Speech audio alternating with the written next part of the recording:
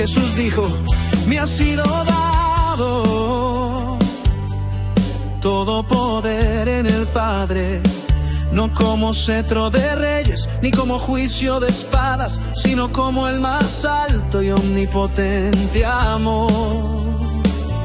He venido a redimir el mundo con mi cosecha de luz.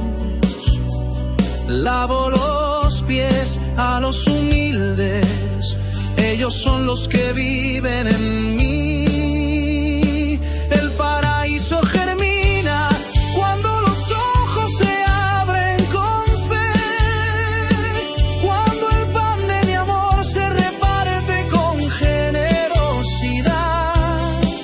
Aquellos que agradecen sus dones, cuando el dolor es mirado con compasión en mi nombre. Por amaros morí y por mí ya sois salvos. El Padre y yo somos uno.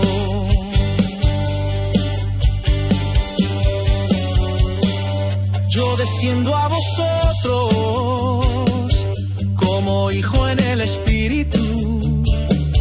Me sumerjo en el mundo para que todo lo herido sea sano de nuevo. No he venido a condenar, he venido a recordaros que la luz es la herencia de aquellos que me guardan en el corazón.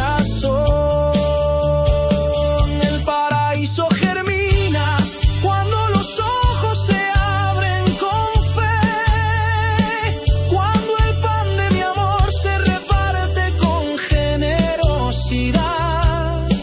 Aquellos que agradecen sus dones, cuando el dolor es mirado con compasión en mi nombre. Por amaros morí y por mí ya sois salvos. El Padre